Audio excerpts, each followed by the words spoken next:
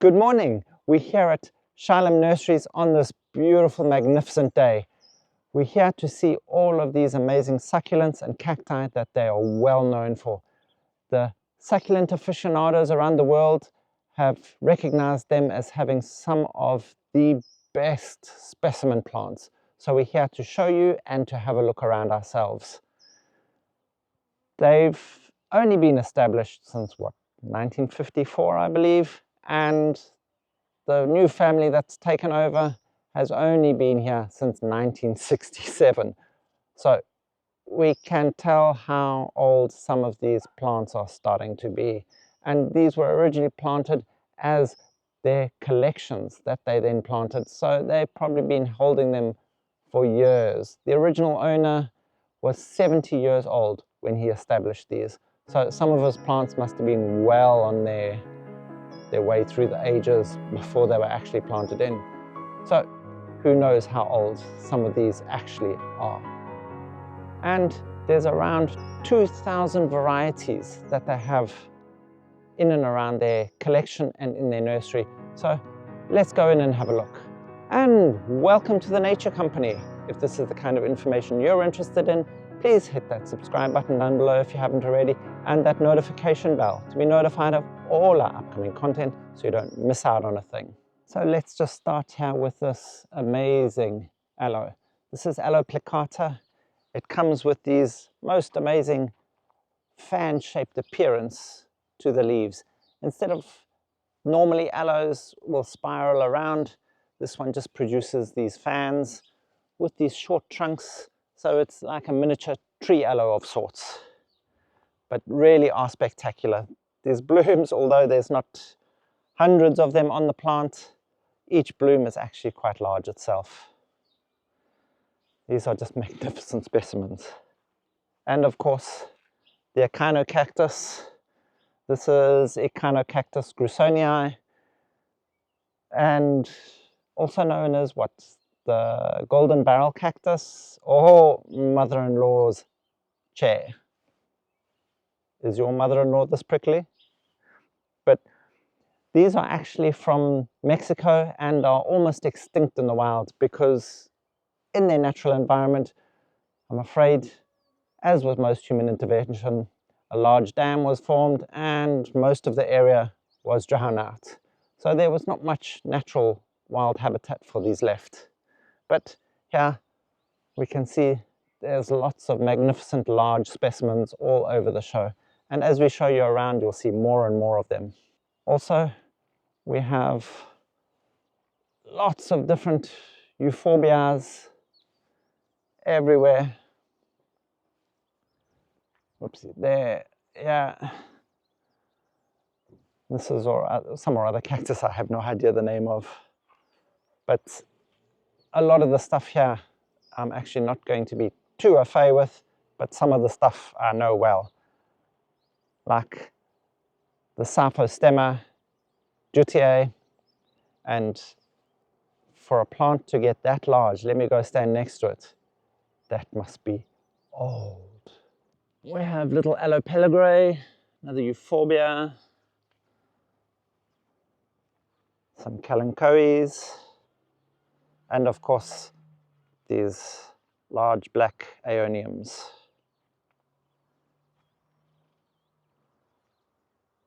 And little cotyledons in flower. You'll probably see lots of those. There's so many different varieties that are indigenous to South Africa, and you'll probably see them all over the show. And a bouffane. These get the most magnificent big ball of flowers that when winter comes along, they dry out, form these balls that get blown along and drop all their seeds, and then they pop up. It's a bulb, and the flowers are really magnificent. Also almost extinct in the wild because they're used as a medicine plant. So that's a sticky subject there. And of course, these stunning Agave Victoria regenes. Agave Victoria regenes. and some little different Euphorbias here. Always a joy to see.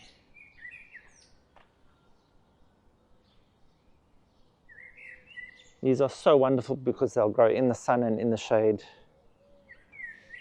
And here, this, if I'm not mistaken, is one of the geraniums, pelargoniums. Just a pity we didn't catch it in flower. There's the flowers coming and a lot of old flower spikes. But just look how big some of these barrels are. They must be, what, 1.20 meters or so?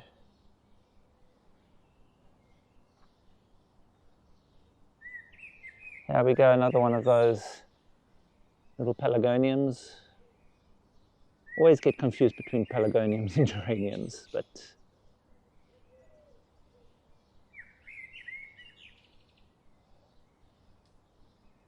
some more different aeoniums.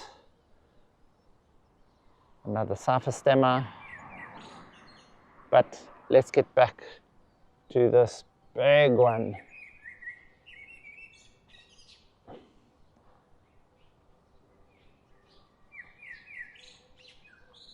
Its stem is almost the width of the length of our car. So let me stand next to it to give you an idea of the scale. There we go, just to give you an idea of the size. Who knows how old this is? This would be the pride of anyone's succulent collection. I don't know how you'd transport it around anyway. Try to get it all in. There we go. Stunning. And here's another stunning cotyledon. This pure snow white is just stunning. It really makes such like a bold color in a garden, and especially in a succulent garden where you land up with all of this sort of look, and then you get this bright silvery white. Really is stunning. It's a nice cactus with these red spikes all over it.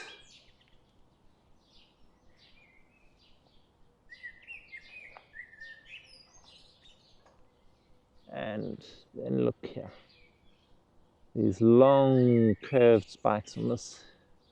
It really is stunning. And there we go, the brain cactus.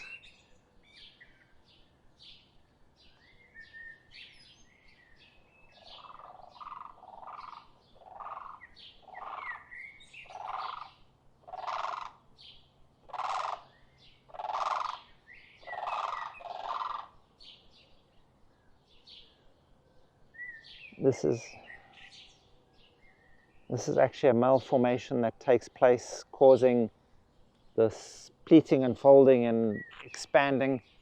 This is what it should actually look like.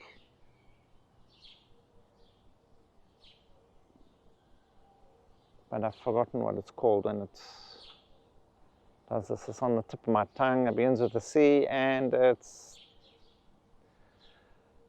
gone. But anyway.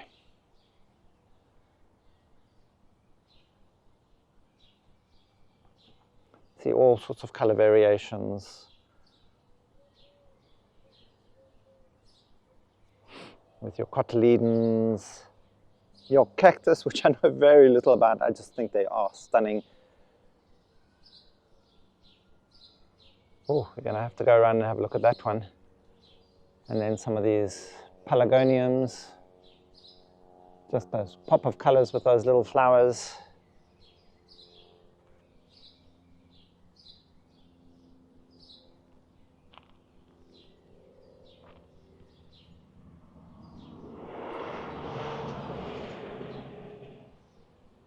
Quite a variety of these different little aeoniums. And then, of course, some large blue cycads.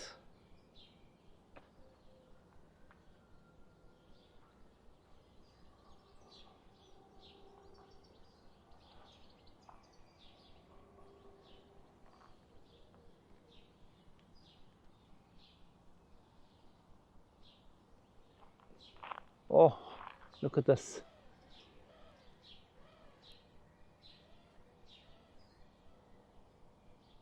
Another one of those geraniums or pelargoniums. Please help me with that. I keep confusing the two. Some or other desert vine type plant. Also looks like just coming into flower now all over the show with these little green flowers. Oh, there we go. There's another one. No flowers, but such pretty leaf forms. Some more Euphorbias, and I'm not sure if this is some kind of cactus with the little cerise flowers on the way.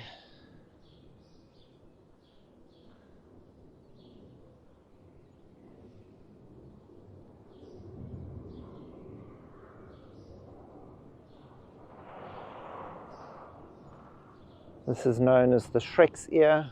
It's also one of the cotyledons. Nice big shrub.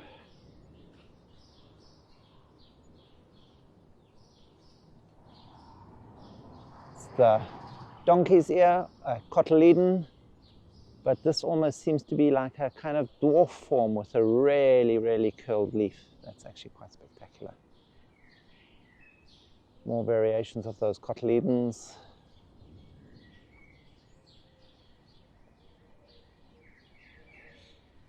And this is probably some hybrid aloe, being that sort of color flower and that size plant.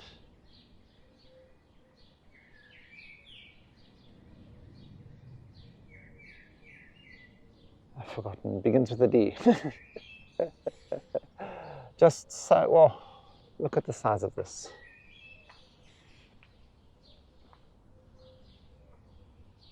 These are huge. These are huge. It's a monster.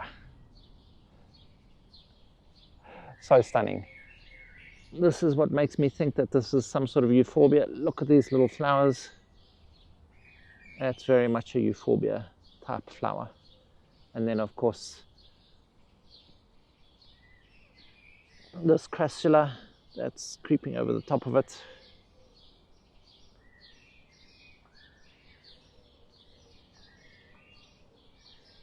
Another nice big silver-leafed cotyledon.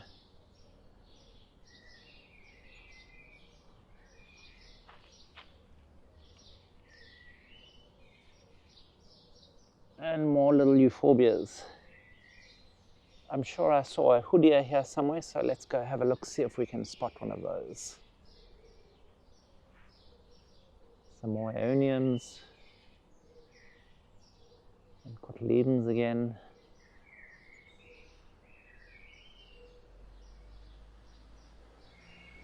It looks like we missed a lot of the aloes in flower, but we are a little bit late in the season for that already.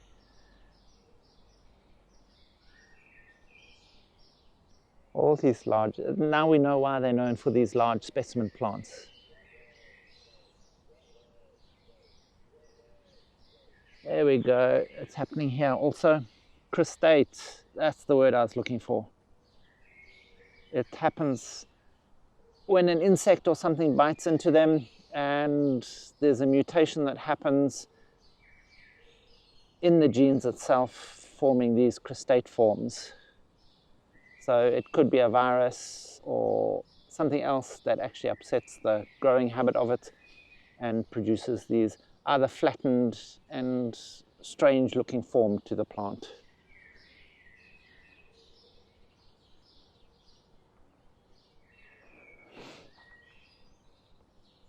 This is one of those really dry growing aloes, difficult to grow in other environments.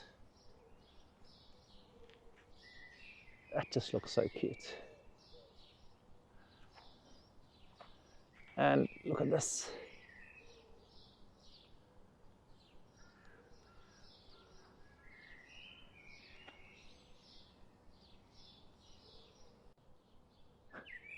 It just really is stunning. If you're a succulent lover or not, you still can't say that these plants are fascinating. And I'll probably land up running out of battery power before I get through everything here. But we'll have to move on to a different device if I run short. There we go, we see this crustate form happening all over the show. It doesn't really cause a problem, it actually makes sometimes more interesting plants, and sometimes you might find that those plants are more expensive than what the original form is.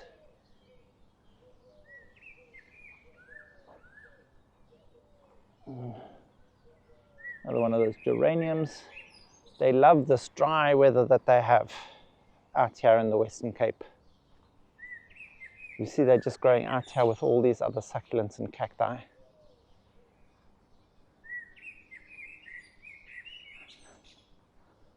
Whisking around this garden to see this agave here.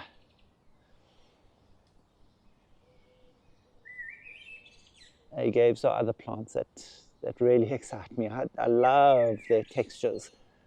These indentations they get on their leaves as they're pressed out. And I just found their forms really attractive. Look at this.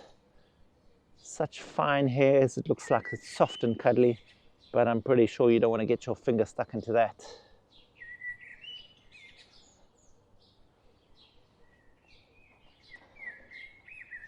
Okay, I'm getting a bit lost here, wandering around.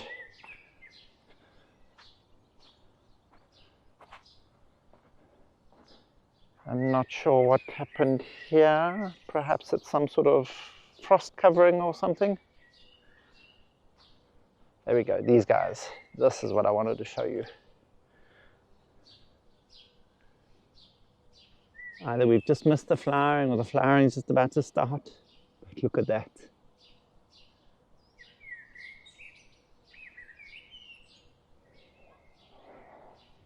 Oh, and this stretching up further and further and further into the sky. He is beautiful.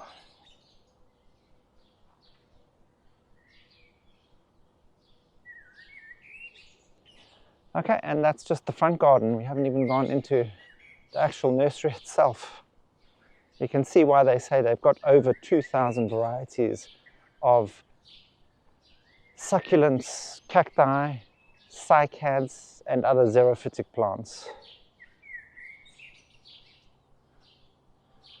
These kalanchoes that go this bright red with this incredibly intense yellow. This is something you really need in your xerophytic garden to give you those pops of color that you need, especially in those dry periods. A couple of little gasterias here,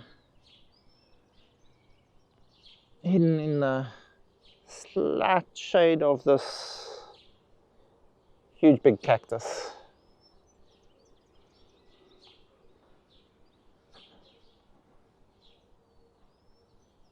The Americas or Americans probably know more of this than I do.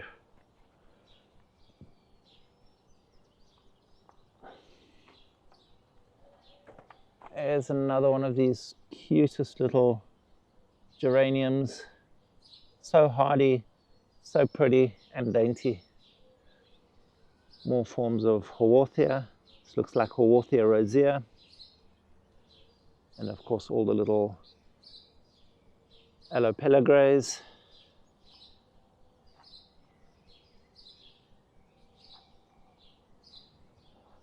And this large Allobarbarae with the Allodichotoma right next to it. And remember, I told you these are really difficult to grow if you don't get your climate right. They need those dry areas with very little humidity or they will rot.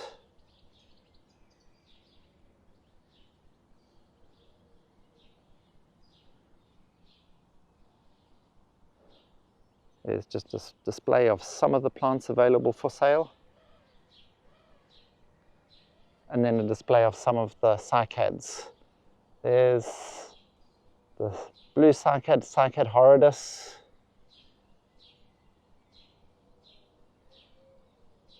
They really are the most amazing shapes. And there's one with a, not the horridus, but there's one with a large cones.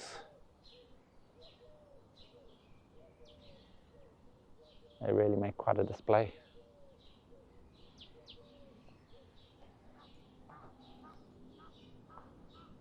All manner of different cactus and succulents available for sale in all sizes. Let's see what we have here.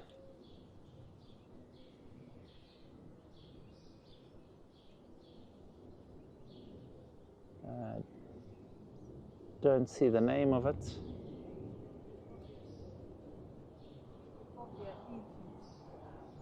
Euphorbia Aegeis.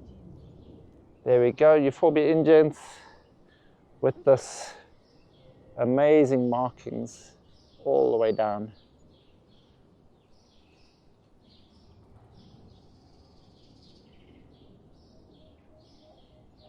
There's some of these alloplicatas, the dichotomers.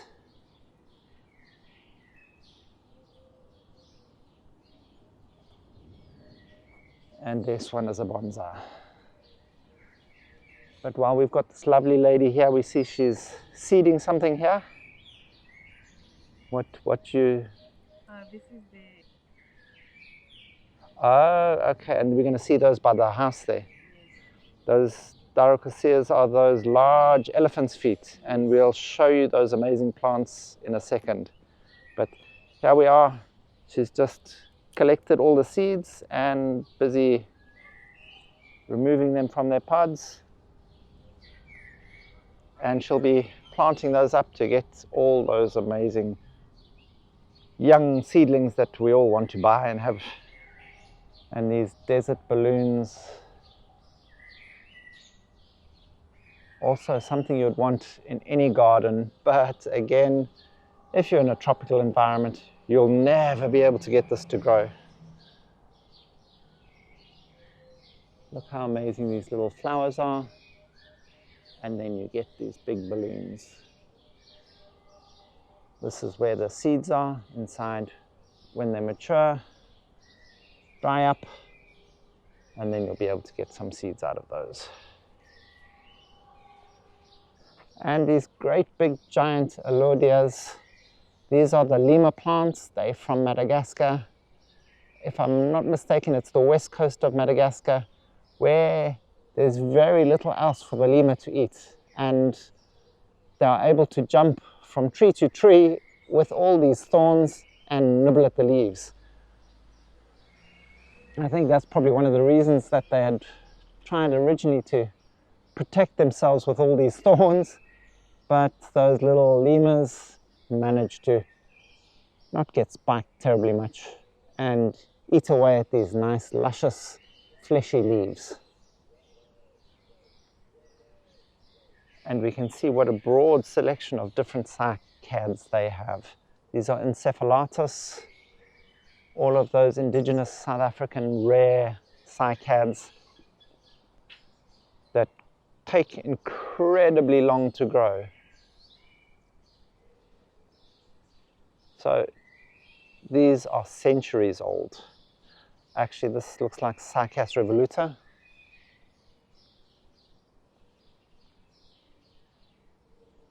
But these blue cycads are encephalatus.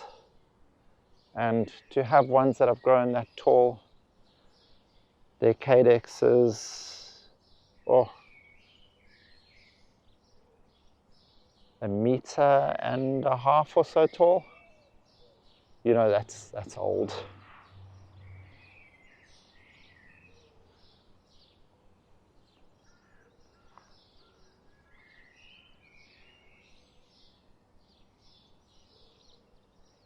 And of course, Bocania, ponytail palm. This is just a nice big specimen plant.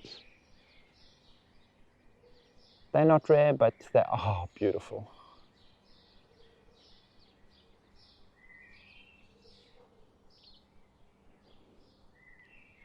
This one looks like an aloe, but it's not. This is a gasteria. And then we have some Haworthias. And this pretty little flowering spiny cactus sort of plant, who knows. But we can enjoy them even if we don't know the names.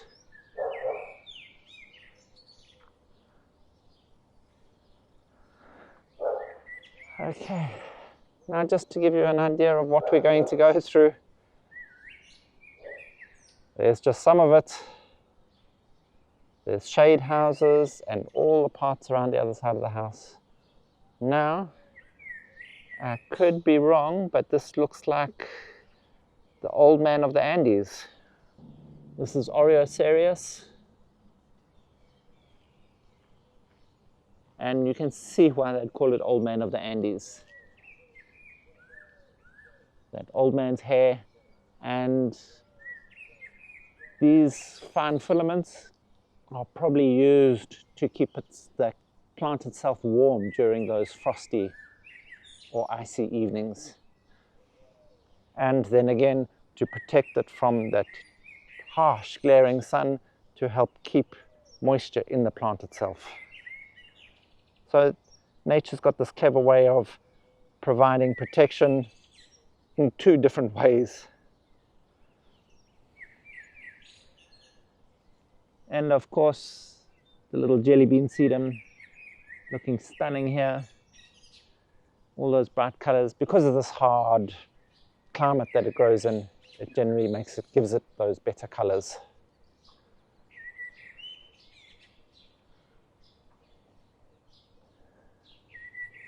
And the fruits forming on this.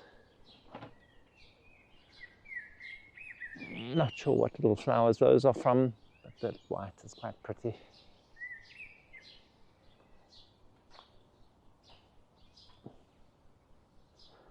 And some sticky thorny thing. I'm sure it's very attractive when it's in flower and in leaf, but I'm not sure what it is at the moment.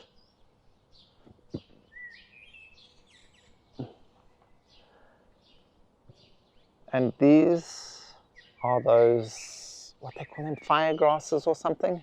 I'll remember the name again. But to get something to have grown as tall as this, oh, 300 years.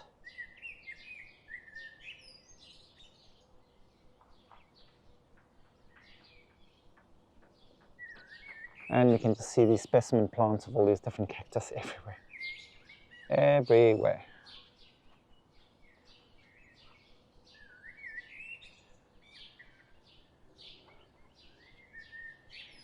Here's the yellow-tipped portulacara, the pork bush.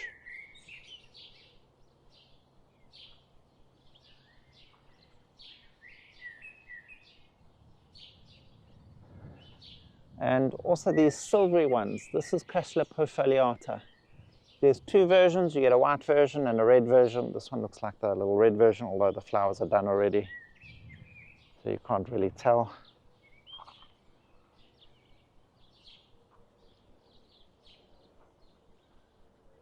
This almost looks like it is possibly some sort of senecio.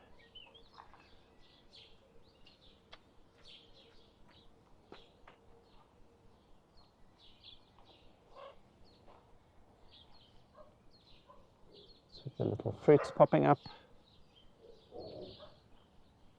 and then these big bulbs down at the base here. I'm not sure what they could be, possibly some sort of crinum.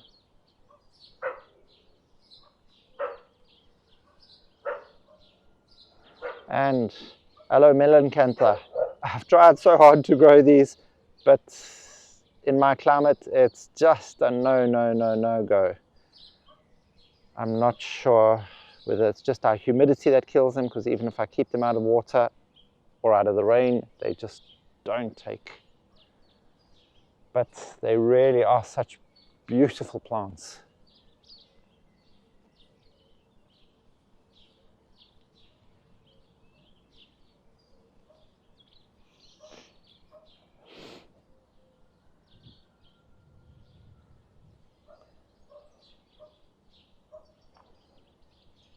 Some more of those gasterias coming into flower here.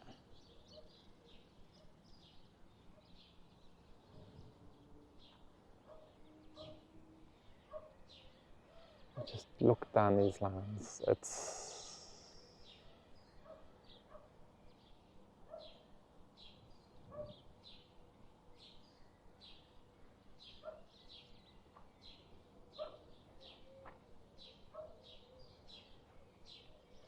little Euphorbias everywhere. Oh, let's have a look there. We'll get there now. A couple of stapelias.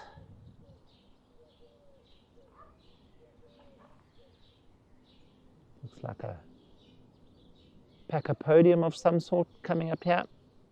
That little flower is from the oxalis in the ground.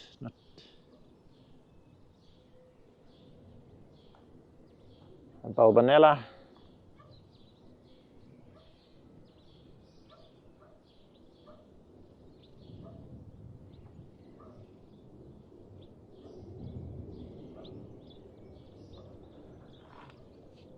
But these red thorns are stunning. What can you say? What honestly can you say?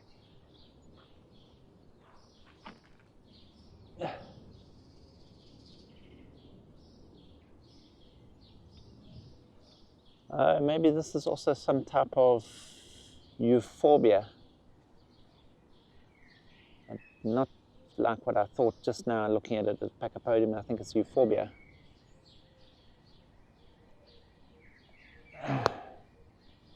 There's Littoralis. Oh, we're going to have a look at these tiny little things here.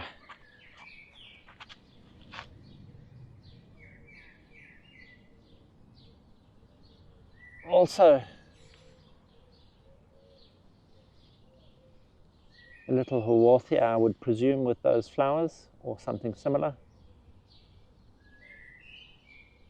Look at those wonderful spiral extensions of growth.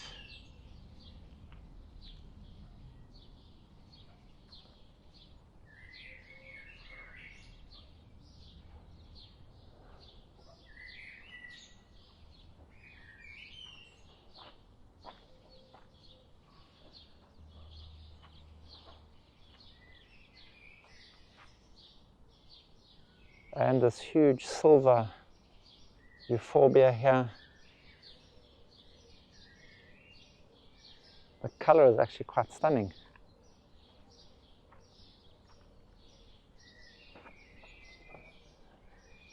With this like silvery whiteness to it. It's just everywhere you look something new.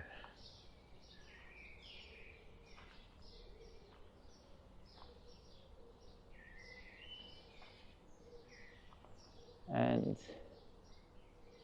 there we go, little name tags for certain of the plants that you might not know.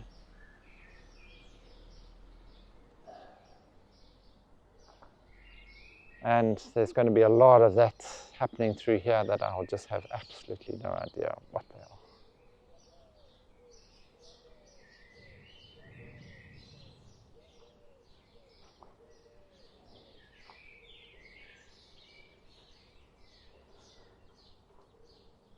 And look at this. It seems to happen here where the flowers start popping out the side. It seems to fold in, produce the flower spikes, and then all this fluff around the edge.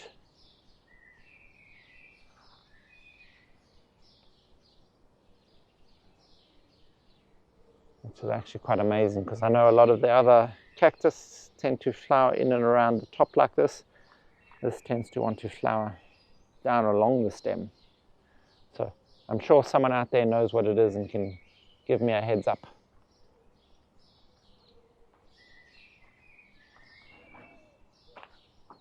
Yeah, this is what I was talking about, how a lot of the cactus seem to flower like this, but that other one seems to be quite different. And this is also a succulent. It's not a daisy bush. If you look in between, you can see those rounded succulent leaves. That's really very sweet. Another little miniature crassula with these nice little red tipped edges and the little blooms on the way.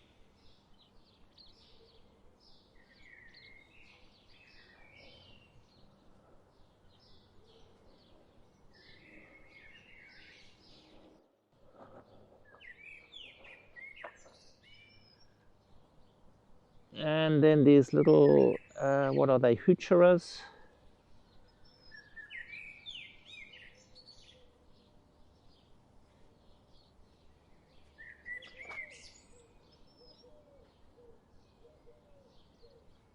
There we go. I get all of these names mixed up all the time.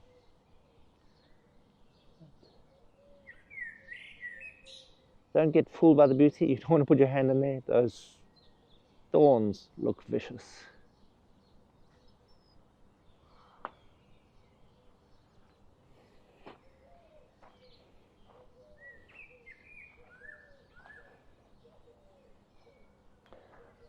This bright red lampranthus.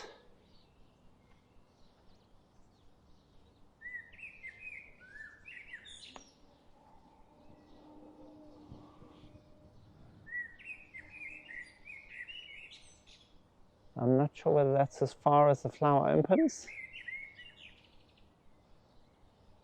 but still that bright cerise pink on those white upstanding cactus plant things.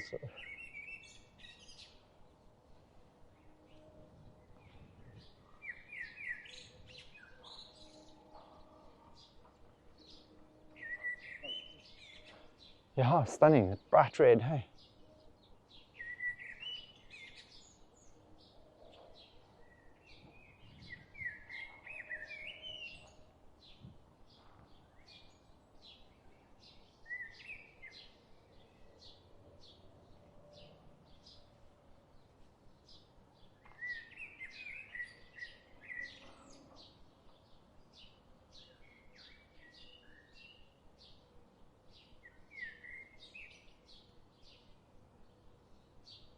Now we just need the cowboy and his horse and we'll feel right at home. And we have Edward for scale again. Tia, eat your heart out, my God. Hey, and it's still going up. Here we have all the starting of the pachypodiums. I think this is Pachypodium lamii. More over here with the whites. They get those creamy white flowers. And some more of those bouffants I was speaking to you about earlier. But be careful, moles will eat them. There we go. They're those big elephant's feet I was speaking to you about. You can see these long vines that they produce. These are those seed pods that she was... No, there they're gone. No, there they are. They're those seed pods that she was picking and taking out the seeds from to grow these babies.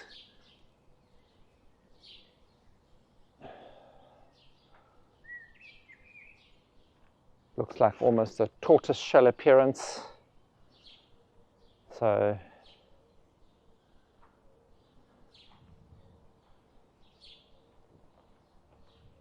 we'll take a sneak peek in underneath here. There we go. And we can see how big these are. These are massive. So these must also be incredibly old plants. People would pay a fortune to have these. If I had a fortune, I'd pay it too. So with my champagne taste and Coca-Cola budget, I'm afraid I'll have to come and just look at them instead.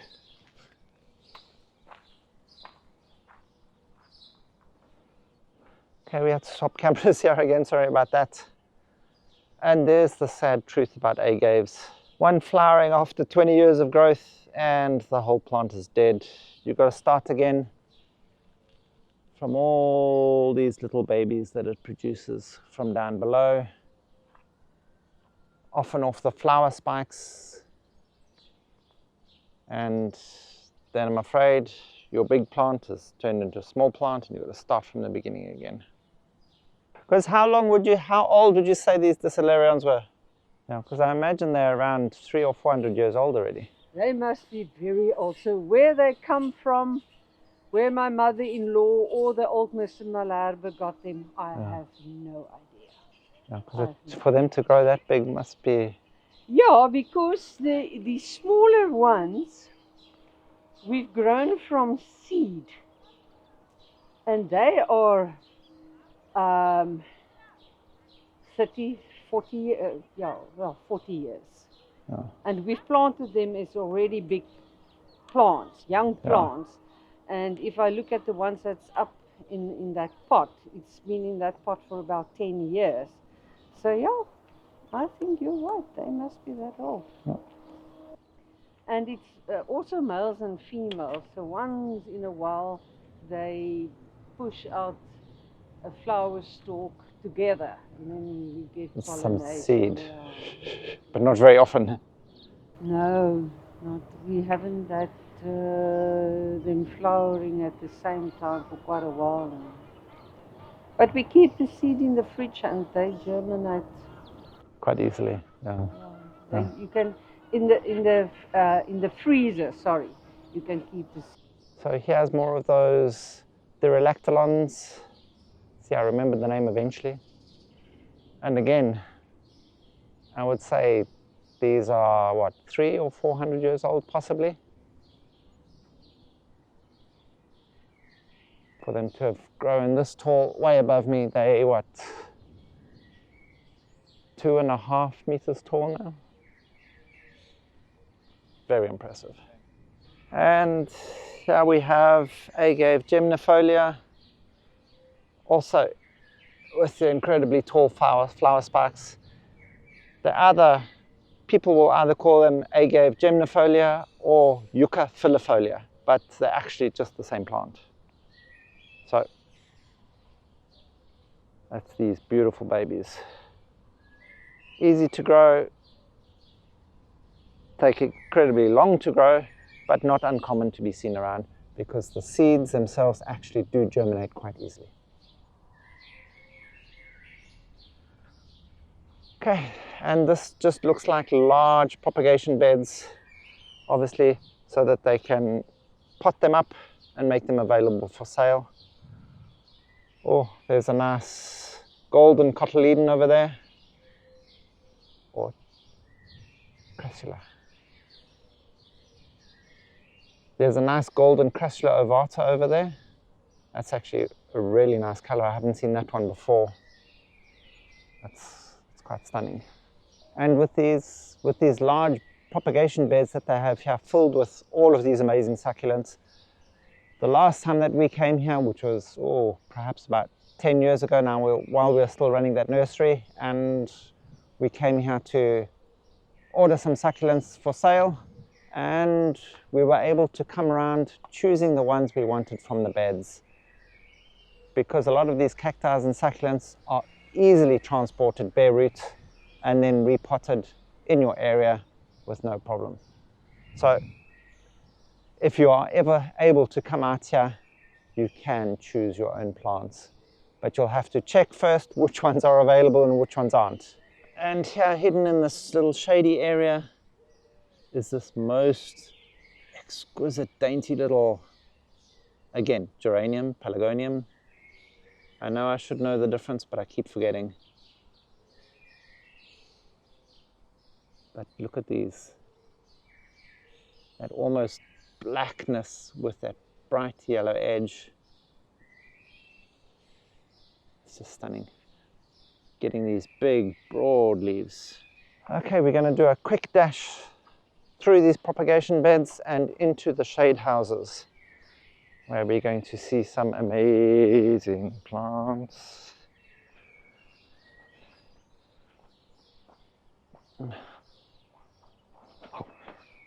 Oh, there's all those cyphostemmas.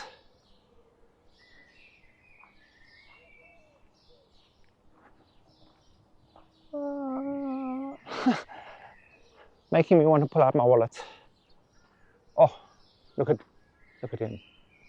Imagine being able to come in and buy that straight off. That plant is bigger and thicker than I am. I know I'm pretty thick at times, but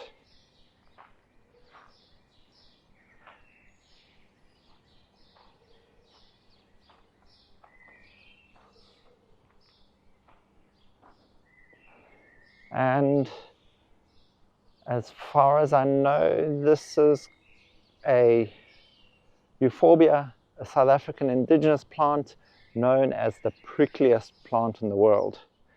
You can imagine using that as a border hedge. No one is going to get through.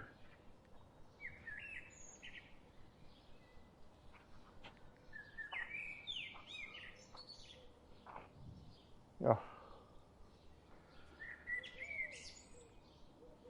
These aloplicatas are just exquisite. If I could get them to grow more easily in my area without knowing that I'm going to kill them.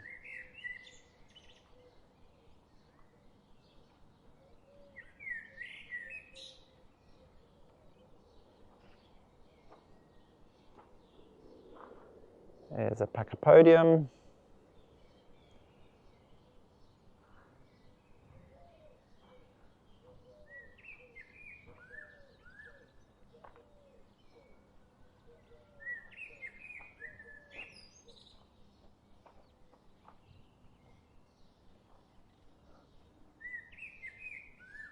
Little friends of the family.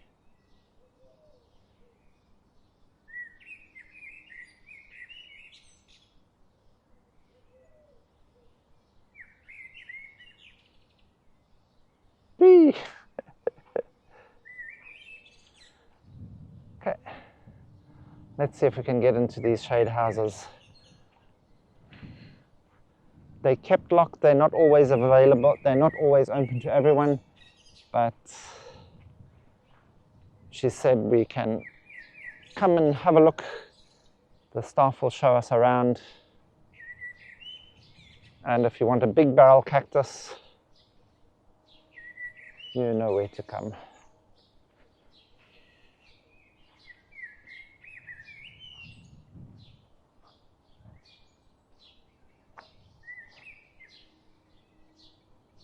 I can't promise you might have to sell your house to get one, but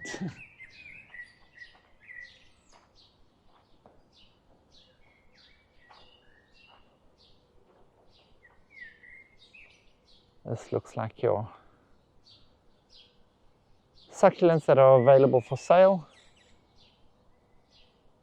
Everything all potted up. These amazing little trays of little cactus seedling and Euphorbias, and there we go. There's your little elephant's feet.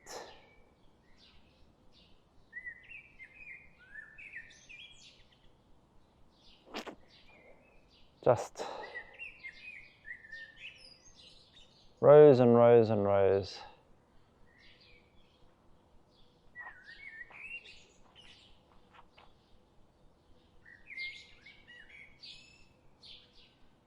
These little things.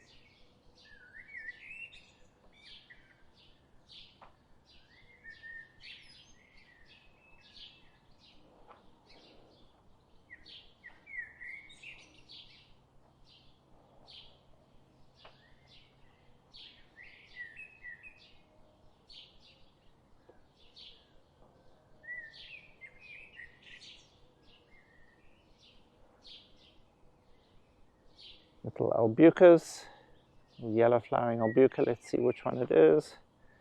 Albuca spiralis, of course I should have known from the leaf form.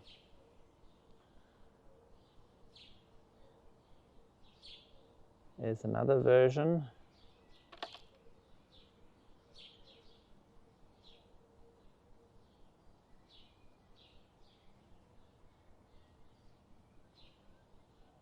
This is not albuca at all, this is ornithogallum, which is part of the chinchinicheri.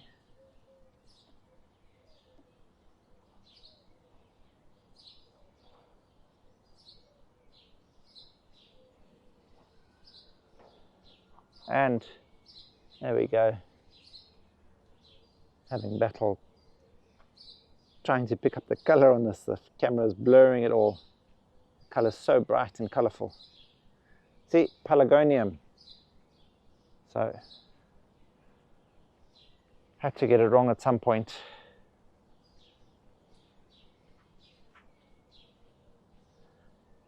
Look at all these amazing leaf forms.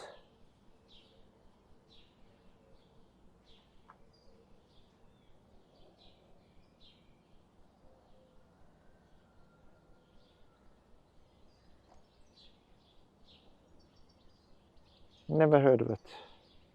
Transcaruris, yeah. So this is also an indigenous little South African, looks like a bulb of some sort, but with these fine little leaves. This is obviously some sort of corm. It looks like it's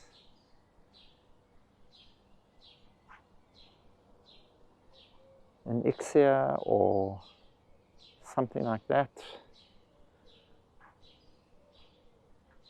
Oh, this is the color of this one, hey?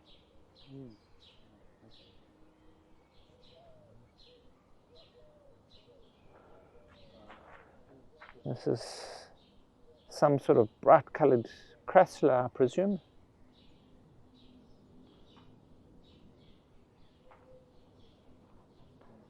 Yeah.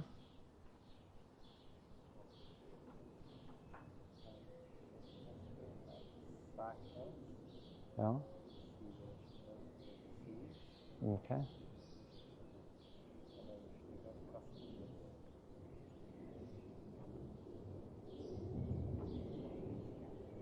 Yeah.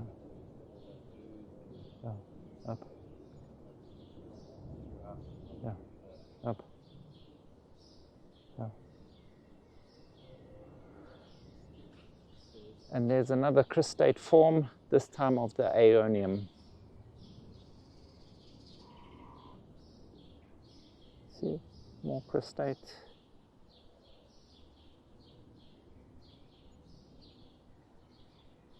So crassula. Interesting.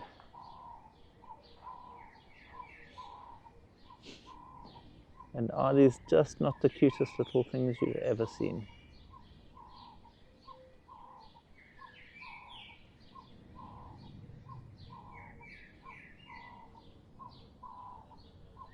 A lot of these are indigenous.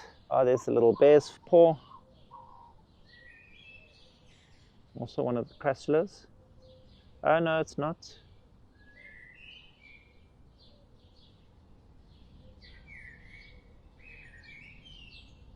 Conophytum. Let's see. But not a cheap plant, as I think a lot of these are incredibly rare.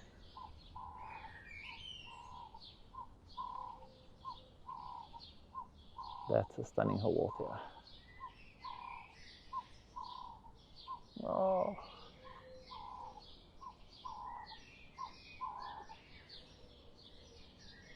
These guys' leaf shapes are just, and colors.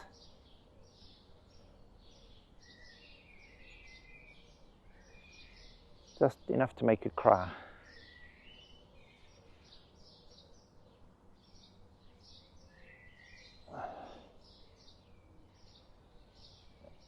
That's one of those kalanchoes, those donkey ears. Really easy to propagate from the leaf themselves. There we go. There's the bear paw. Those are those little crassulas, and even a variegated one. The first time to see a variegated bear's paw in real life.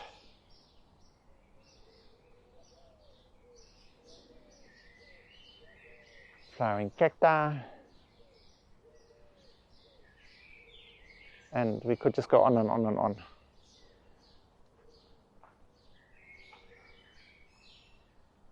So I'll just have to whiz through most of this. See these little crassulas, Crassula barklea,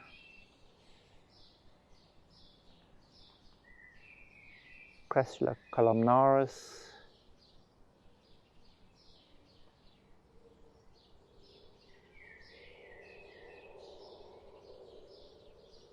and Crassula columnella. Just to keep you on your toes with the names.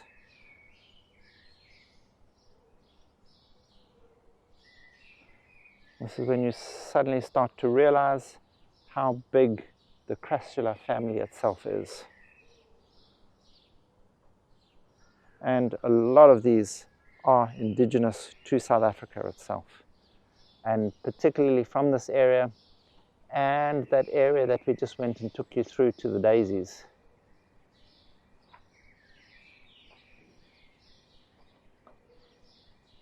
Look at this fiery red.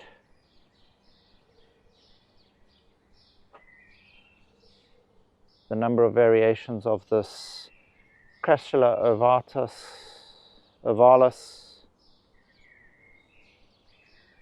the number of different variations of Crassula ovalis that is coming out. I'm not sure whether they're just being found or whether they're being bred, but there's a lot of new variations.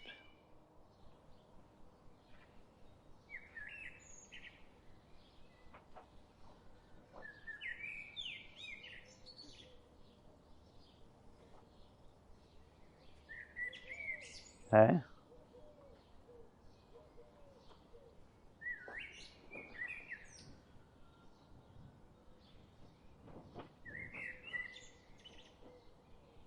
This fine ribbing is just beautiful.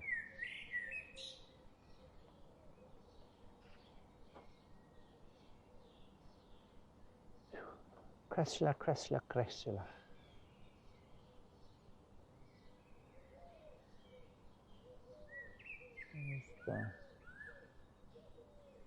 The name of this specific one.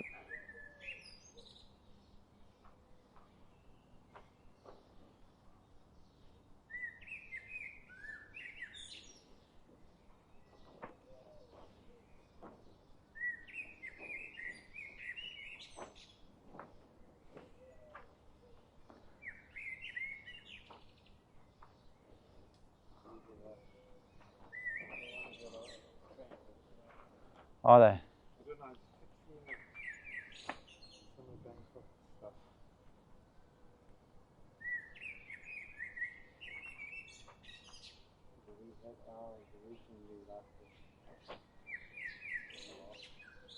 Yep. And there's a large bed of these discoreas, these elephant feet bulbs, if you want to call them that. There we go, discorea. That's why they're called elephant feet, because it's the elephant tipis.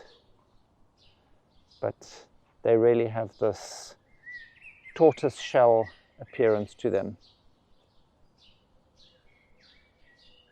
which is a protective mechanism, not only against the heat and the dry, but also against anything that wants to try and eat them.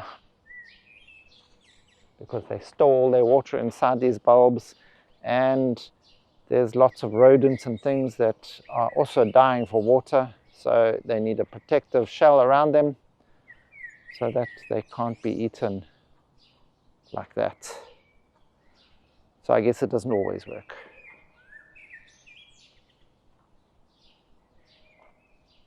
Right, Eddie for scale.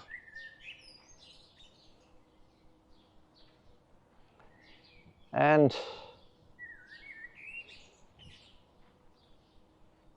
just so you can get a scale of some of these amazing cacti, they're bigger and broader than Edward.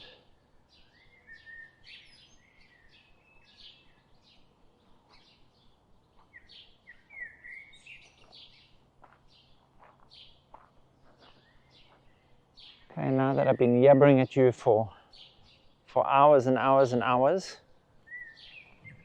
how cute is this?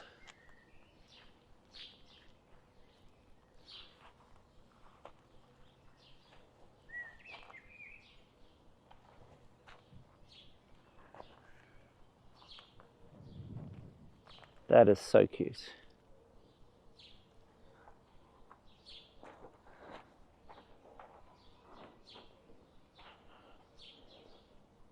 Oh, look here, look here, look here. Look, look, look, look, look, look. What on earth is this? Doesn't look like they're even sure.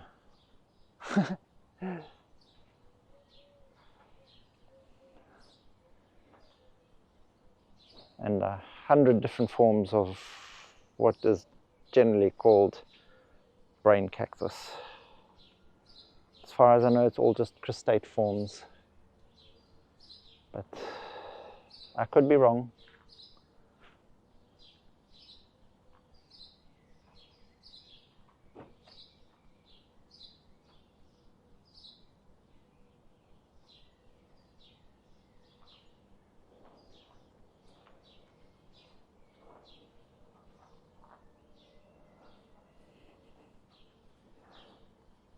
Okay.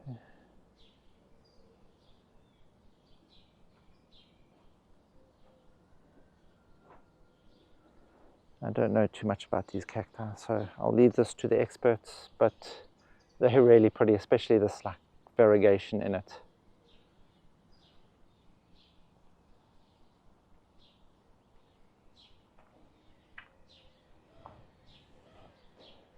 And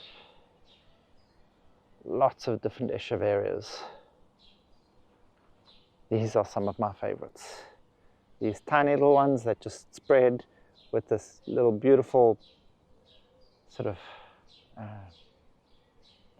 turquoisey, pinky, sea green color, whatever you want to call it.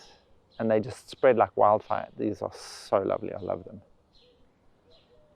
The pachyphytums.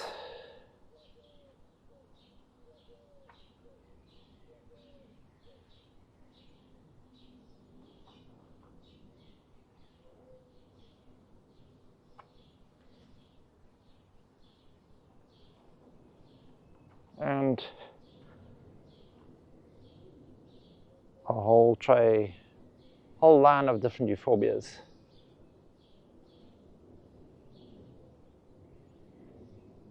I love these ones. They look like Medusa's head. Euphorbia tuberculata. And there we go. And these ones, in a way, give me the heebie-jeebies because they kind of look like a tapeworm or something. But the colorations is just really pretty.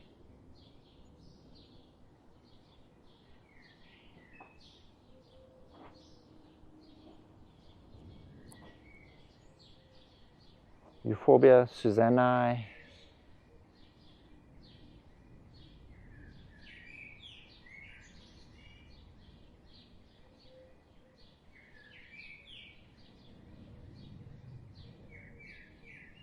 Someone's come and painted these ones.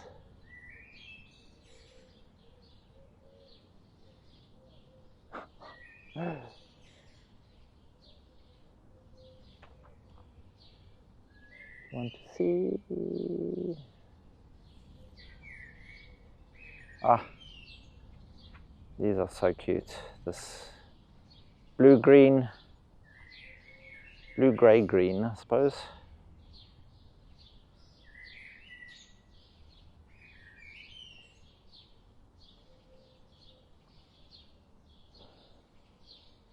These Graptovarias, intergeneric hybrids. Also getting a lot of crustate forms out of these.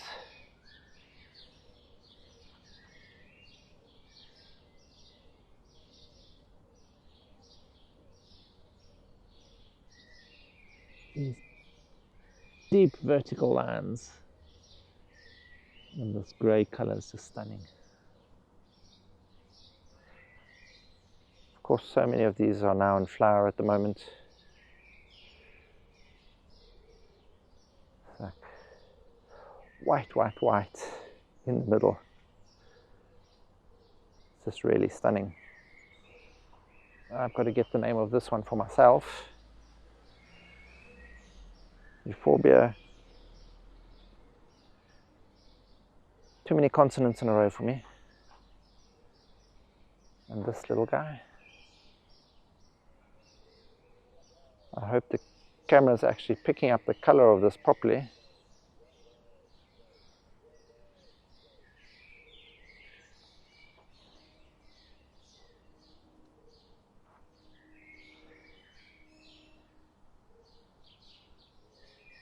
Euphorbia japonica.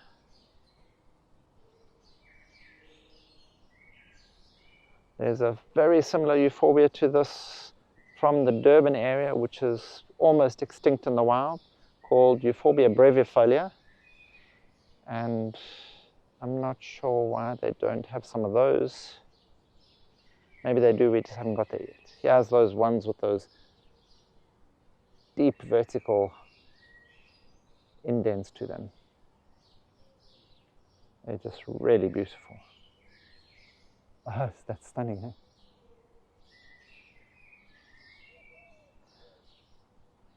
Oh. And these aeoniums, these we don't get to see very often. Aeonium fairy platter. Obviously a form of this tubulae form, but there again, this is the crustate one. That's why it's all looks a little bit misshapen.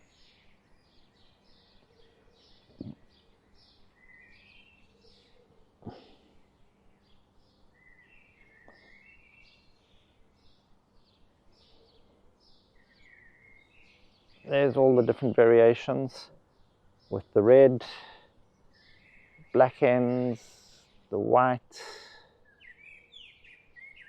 orange, red again. So all the same euphorbia, just with slightly different color variations, especially to these spines that they have. Is this the medusae? No. Euphorbia escalente.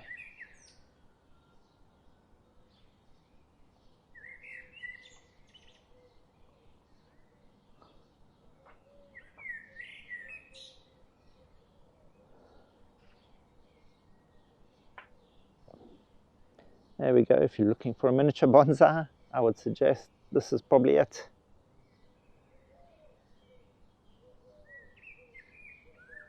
Avonia. Avonia. There we go.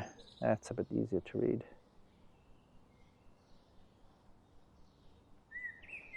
Oops.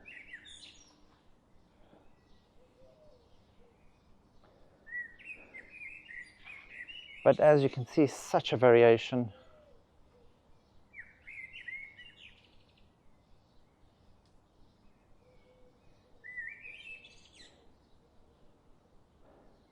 So it's a caputia,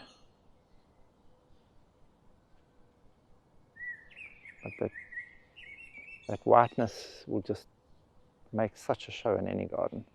Of course, and then of course all the senecios.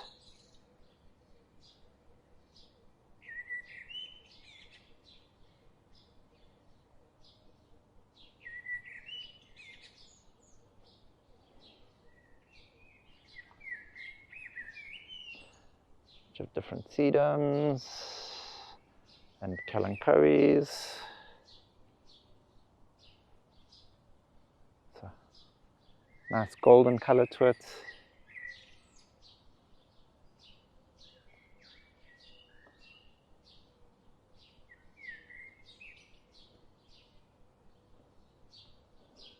And your Echeveria Agavoides.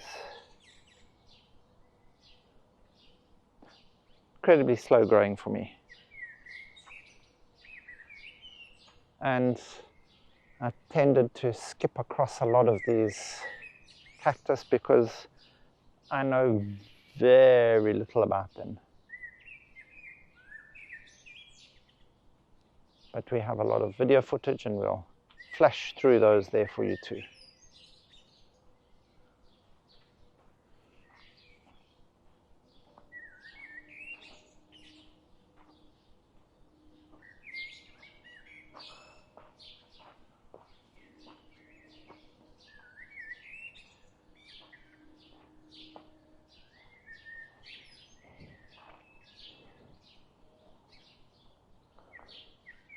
There we go with a whole range of different gasterias.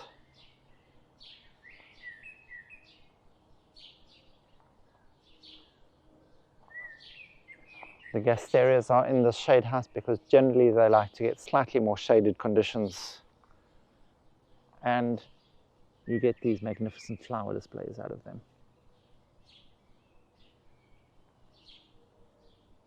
Also, the leaf forms are always very interesting. Different colors with all these spots and markings, very succulent and hardy. Tough as old nails, they'll grow just about anywhere. So excellent indoor plants that you can grow and almost forget about.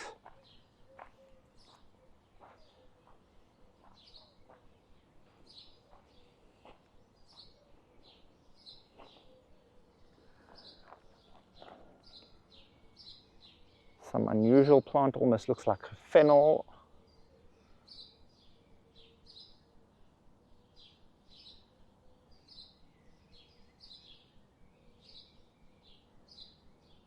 That's a pelargonium.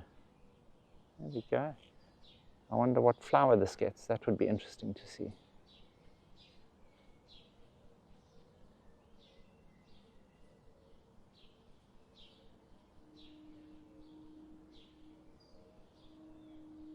And these little Euphorbia decoras, a little bit difficult for me to grow, but are quite stunning.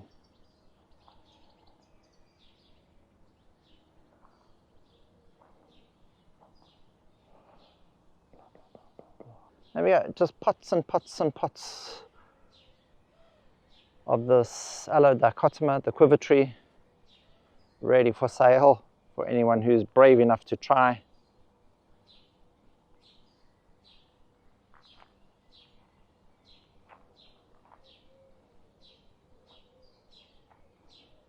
And a cactus or two.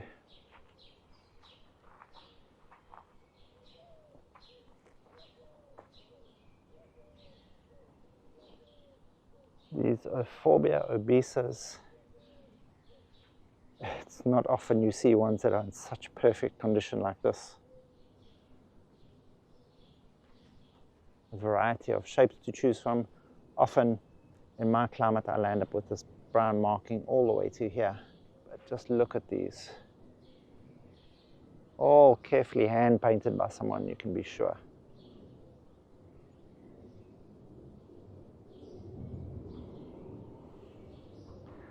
And these type of almost what they call stone plants.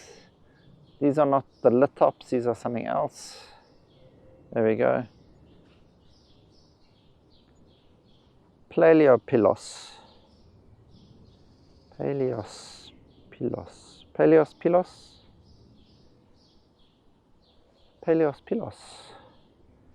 Sounds Greek to me. Such a cute little flowering.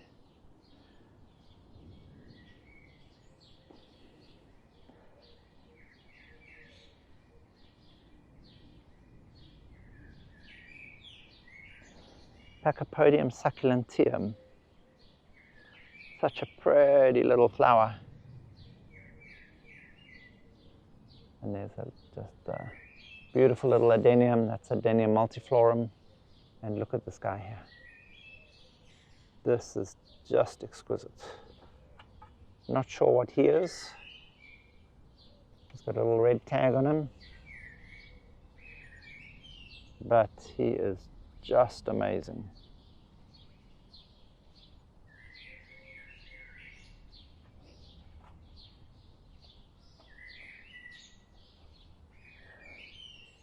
And there's seed rows all the way down to the end there. See all the little seedlings just popping up from underneath this fine river sand or the fine grit that's been put on top of the potting media.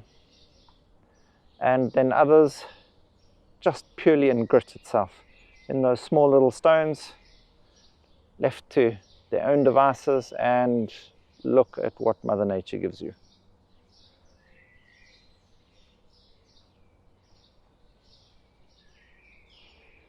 And every Haworthia lover's dream,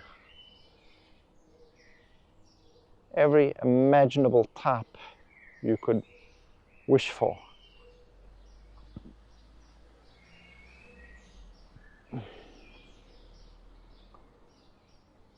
Oh.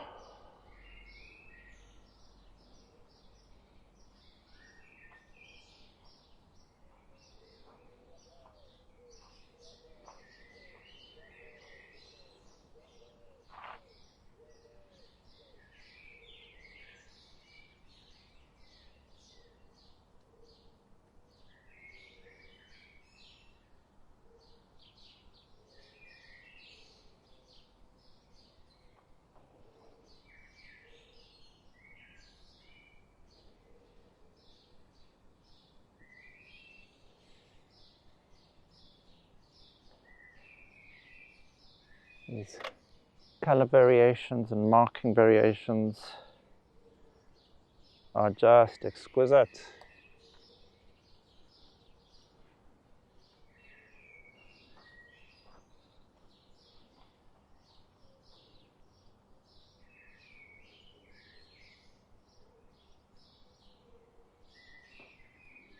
Okay.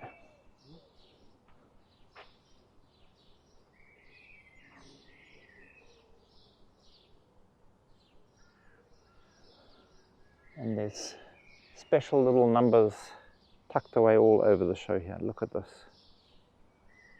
Slightly rougher texture to the leaf itself. It's quite amazing. And these little translucent ones, just beautiful. And then just look how perfect. And then this is just the workroom where the potting up takes place for those plants that are going to be available for sale. Here we can see how the Haworthia matches in finely into the media. And look at this.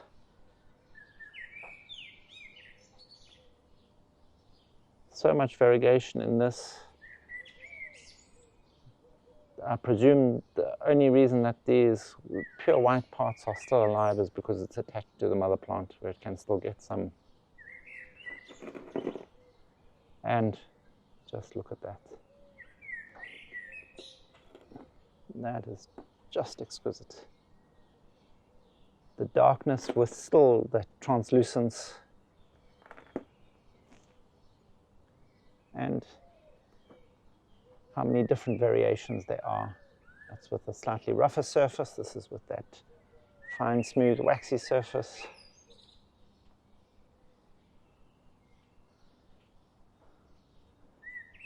So this is where all the repotting happens to make these wonderful plants available to you.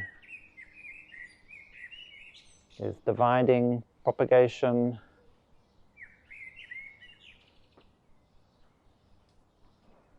and see how nicely well kept and clean it is. You see this?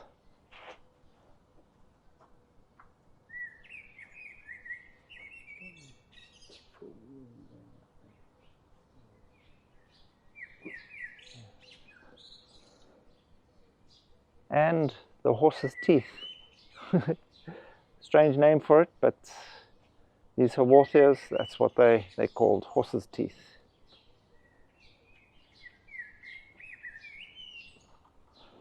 It looks like I'm going to have to cut this video into 2 sections, the Euphorbias and everything else.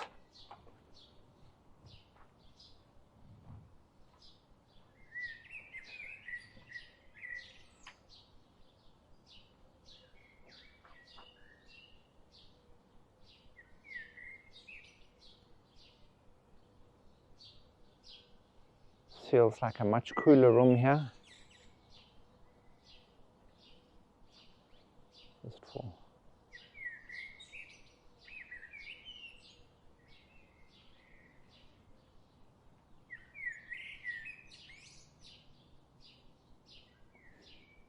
I don't know what to say about half of this stuff. They are just so beautiful. Such large, look at this.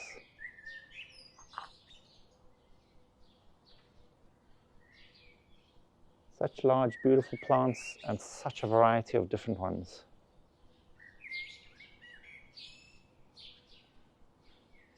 Dark, almost blackness, black purple.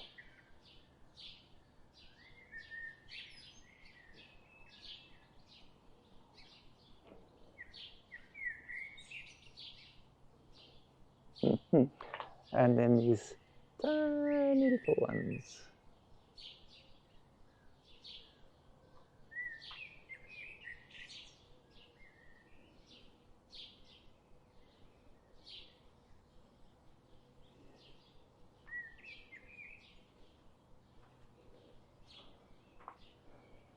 And some leaf propagation, what looks like gasterias over here.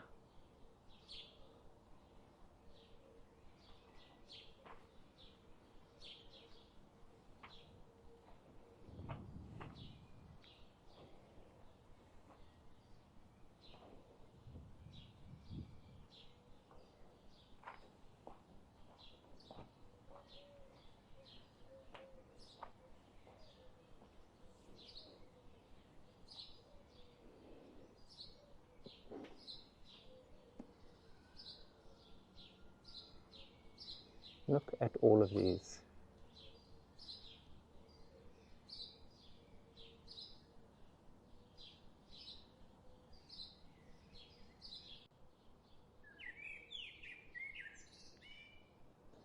You would hardly even say they were plants at all.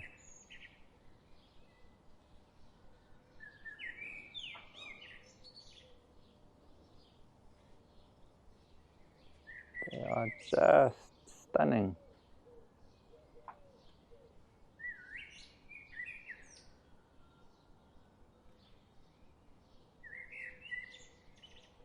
Little slabs of concrete sticking out the ground.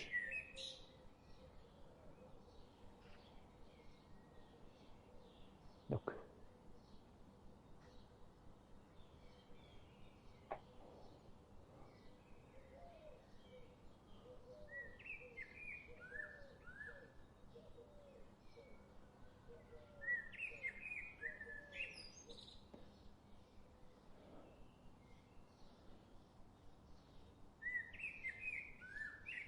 Now all you orchid lovers out there, you're going to be wondering, now why am I showing you all of these succulents? Well, I know by seeing some of these, you're going to want to have to expand your collection.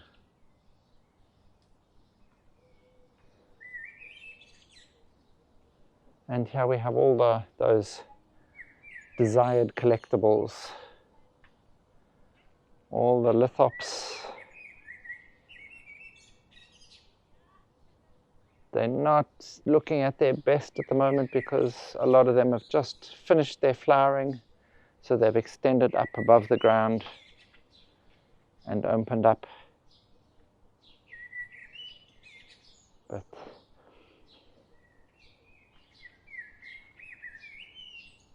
these are very sought after plants.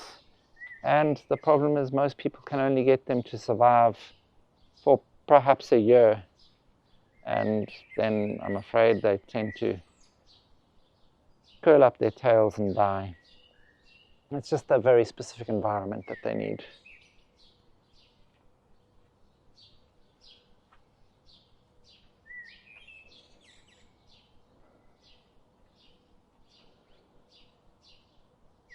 Some more of these amazing Euphorbias. And here we have what?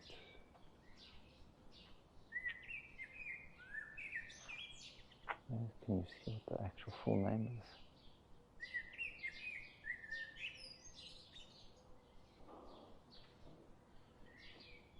And these other little stone plants, the conophytums, forming these large clumps of, they just look really strange. Look like a little mound of pebbles.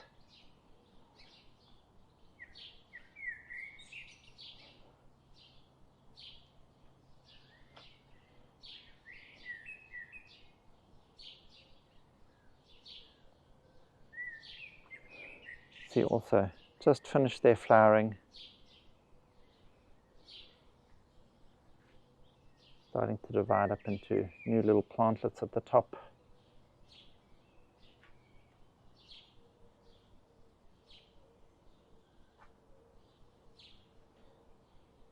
Just an array of really strange, unusual things.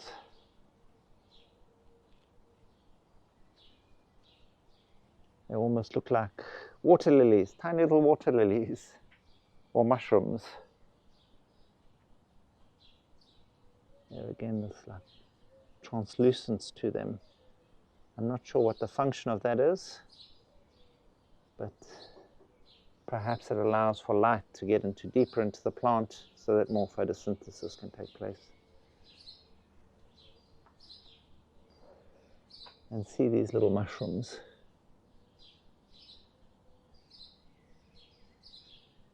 These are really so cute.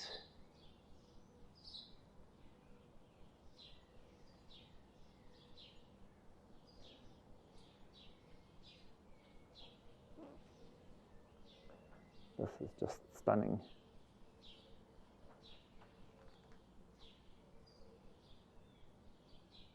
Completely different shape to the others.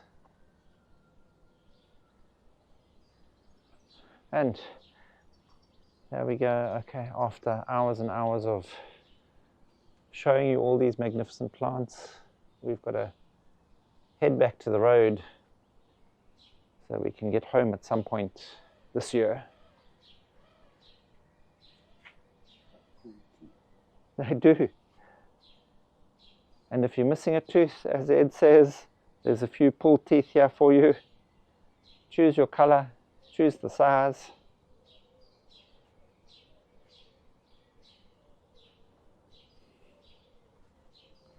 And just a quick look, these little variegated agaves. It looks like they're just being produced and multiplied up, but it's really a cute little one.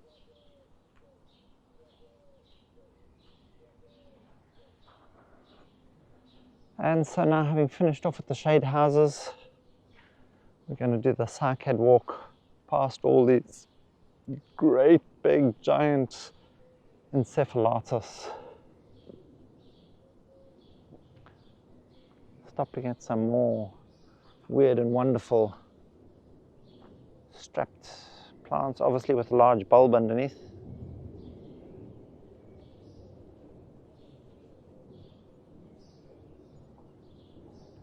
And there we see the encephalatus horridus. I forget what these other blue ones are called. Looks like there's a name tag there, so I don't look so stupid.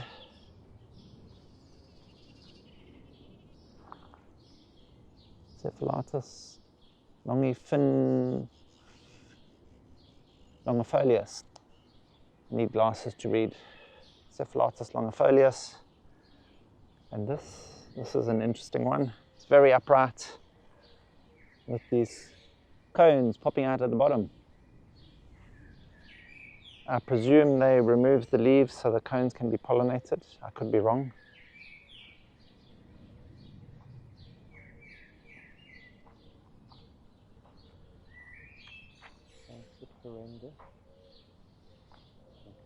Horridus.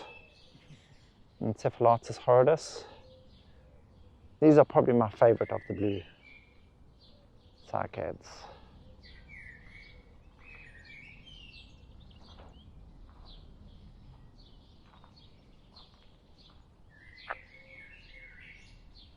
And this one's shape is actually just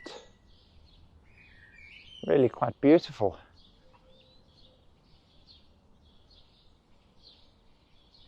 Seems a lot less thorny and textures is like really smooth and elegant. That's a stunning one.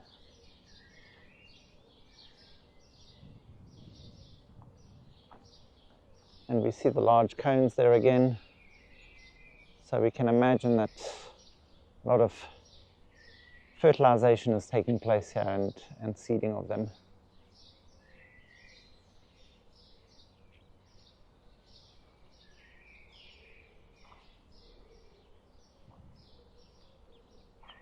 There we go, we've got another little name tag here. Let's see.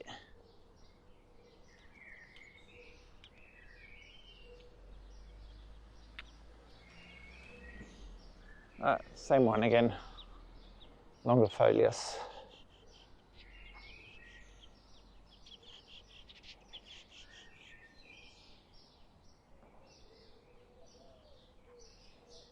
Such incredibly long, almost palm-shaped leaves.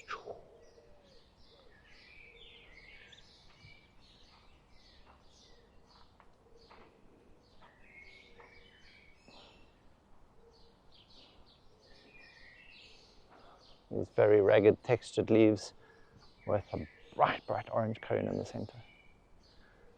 With the cycads, there are male and female plants, so you need one of both to actually get fertilization to take place successfully.